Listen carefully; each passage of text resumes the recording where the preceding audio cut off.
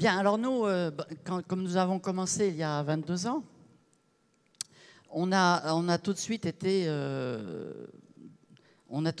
mis dans la stratégie basique du plan marketing. À l'époque, c'était la meilleure stratégie et ça l'est toujours. Malgré tous les changements peut-être dus à la technologie, c'est ce que j'appelle la stratégie de l'équilibre. C'est-à-dire que on ne privilégie pas l'activité de vente sur l'activité de recrutement, ni l'inverse, mais les deux activités sont aussi importantes l'une que l'autre. La base de notre business a été basée sur cette stratégie de l'équilibre entre les deux activités. Parce que si on fait évidemment que l'activité de vente, eh bien, ça tourne en rond hein, très vite, on ne va pas très loin. Par contre, si on privilégie trop l'activité de recrutement, eh bien, il y a des effets pervers. C'est que forcément, il n'y a pas suffisamment de chiffre d'affaires dans le réseau, il n'y a pas suffisamment d'achats et de reventes, donc pas assez de chiffre d'affaires, donc pas assez de bonus. Et évidemment, le recrutement intense pendant une période courte peut provoquer des qualifications importantes.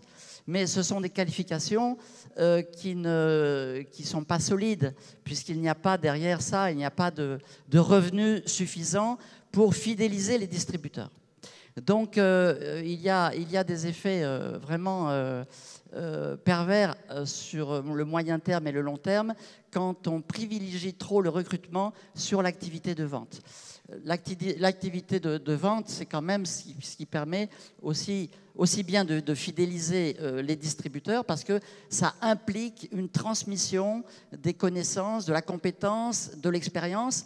Et donc cette transmission, eh bien, ça va donner aussi, ça va favoriser un bon relationnel avec nos distributeurs, alors que quand on fait que du recrutement sec, eh bien, on peut recruter des contacts, mais ça va faire un grand réseau sans relationnel, et ça aussi, c'est quand même un aspect primordial de notre métier. Oui, évidemment, le relationnel est très important dans le réseau, c'est même le souci majeur de tous les distributeurs, parce que pas de relationnel égale 0 CC, hein. Donc pas d'achat, pas de bonus hein, en général. Moi, c'est ce que je dis à mes distributeurs. Donc le relationnel, c'est quelque chose d'important qui est primordial dans l'activité du MLM. Et le relationnel, on commence par le marché chaud, évidemment, les amis, la famille, et ainsi de suite, mais il faut vraiment très rapidement sortir de là pour aller vers le marché froid. On parle beaucoup de rétention aujourd'hui hein, dans tous les événements. Le relationnel, c'est évidemment le facteur numéro 1 dans la rétention. Le MLM, de mon point de vue, c'est un art, c'est un grand art, c'est du grand art, d'une façon de concevoir la vie, d'une façon de se concevoir en aidant les autres, etc. Donc ce n'est pas l'argent, ce ne sont pas les produits, c'est des fois même pas la société, c'est d'abord vous. Vous allez rencontrer beaucoup de difficultés, vous allez rencontrer du doute, vous allez rencontrer des gens qui vont vous tester, vous allez rencontrer des gens qui vont vous prendre pour leur poubelle, refusez cela. Définissez-vous, il vaut mieux se définir que de se justifier. Et si votre rêve est juste, si votre combat est juste, si vos besoins, ils sont justes, allez-y. En modélisant les autres, je savais que ce système me permettrait de régler mes dettes et d'avoir une aisance financière et puis de rassurer Georgette parce que pendant les 4 premiers mois, elle m'a regardé, elle m'a dit non, pas ce genre de business. Mais en fait, ça doit vous vacciner, vous galvaniser, vous renforcer dans vos certitudes. Pas d'être con et vaincu. J'étais pas convaincu. On est con et vaincu. Non, j'avais la force intérieure de dire que ça marchera, ça donnera des résultats. Et montrer à ces gens par vos résultats que vous aviez raison. Montrez-leur. Premièrement, on avait envie de s'en sortir, comme Jean-Marie le disait. Et puis, donc si on avait envie de s'en sortir, c'est qu'on avait un objectif. On savait où on voulait aller. Et ça, je crois que c'est un élément déterminant dans l'activité que nous avons, de savoir où on veut aller, d'avoir une vision. Et je crois que Forever, aujourd'hui, si nous sommes au Palais des Festivals, c'est que Forever a une vision à nous transmettre, à nous donner. Donc c'est important de définir ce qu'on veut, où on veut aller. c'est important aussi de croire en soi d'abord, de croire au système, parce que c'est vrai qu'à l'époque, il y avait beaucoup de doutes, parce que le MLM n'avait pas bonne réputation à l'époque. Les gens avaient plutôt peur, ils étaient sceptiques, c'est une secte, etc. Donc, fallait aller au-delà de ça, et on ne peut pas aller au-delà de ce que pensent les autres si on n'a pas une sincérité, une honnêteté envers soi-même, et surtout envers les autres. Parce qu'en fait, aller chercher quelqu'un et lui faire croire au système, lui dire « mais oui, tu vas pouvoir y arriver, tu vas pouvoir avoir une vie meilleure », eh bien, c'est une responsabilité.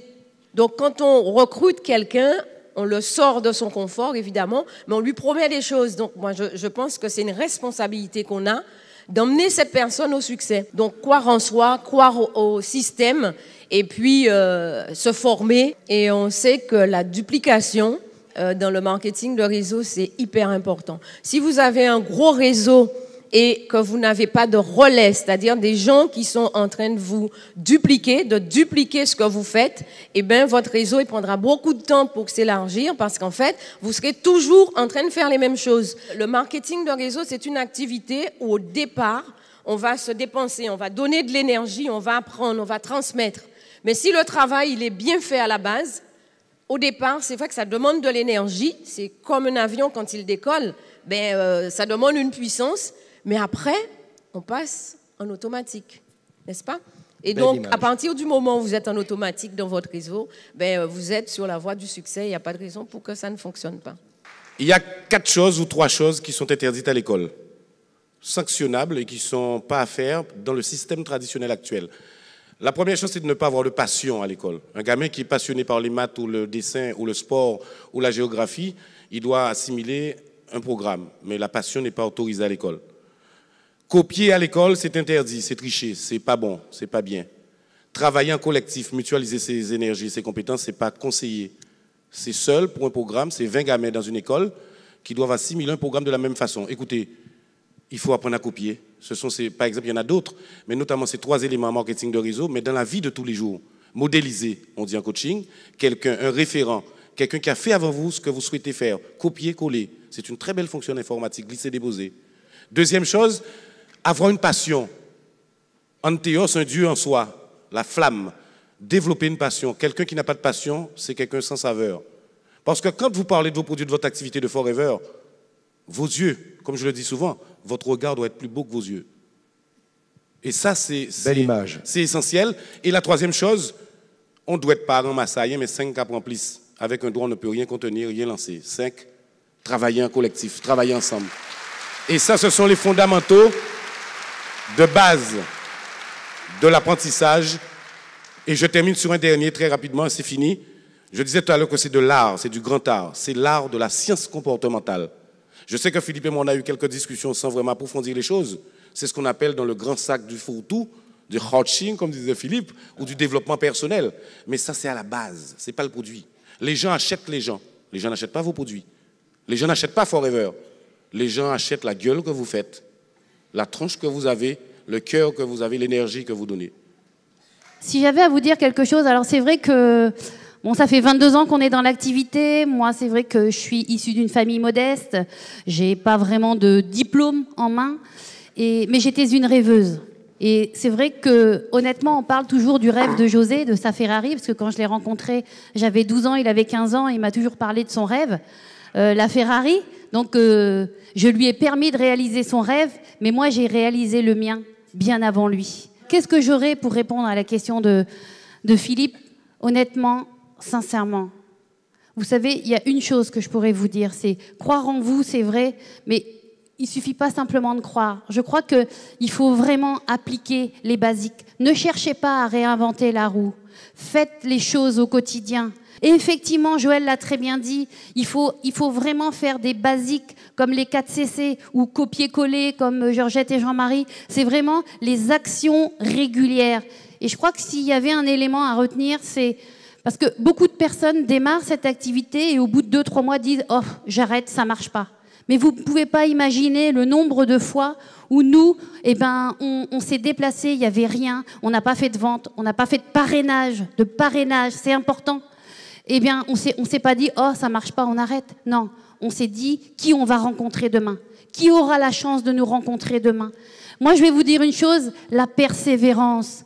Vous ne pouvez pas dire au bout de 3-4 mois, mais c'est plutôt après 1 an d'activité, faites le bilan de ce que vous aurez recueilli et vous allez voir que vous allez vous dire « Waouh, qu'est-ce que j'ai perdu ?» Rien. Vous aurez vraiment gagné des amis, des relations, des gens à travers le monde, de bons produits, une belle activité qui va vous permettre de vous enrichir intérieurement. Parce que honnêtement, au bout du chemin, vous aurez une réussite, votre réussite. Alors ça peut être la Ferrari, ça peut être n'importe quoi, c'est vrai, mais ce qui est important, c'est vraiment votre réussite à vous, votre succès, votre but, votre objectif. Petit à petit, l'oiseau fait son nid. Un grand voyage, ça commence toujours par un premier pas. Vous voyez, en fait, on ne commence pas l'école tout de suite avec un bac. Non, on commence à la maternelle, peut-être même à la crèche, et ensuite on prend les étapes.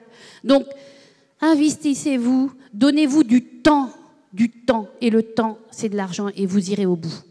Alors, pour terminer, j'aimerais vous poser une toute dernière question, parce que vous avez démarré un peu avant nous, et j'aimerais savoir, si je démarrais aujourd'hui, est-ce que je pourrais appliquer les mêmes méthodes qu'hier?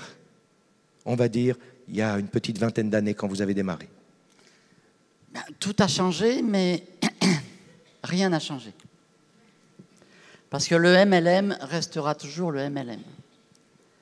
C'est-à-dire que la base de ce business MLM, c'est le relationnel. Et le relationnel, aujourd'hui, eh bien, avec la technologie, beaucoup sont tentés de se contenter d'utiliser les réseaux sociaux par Internet.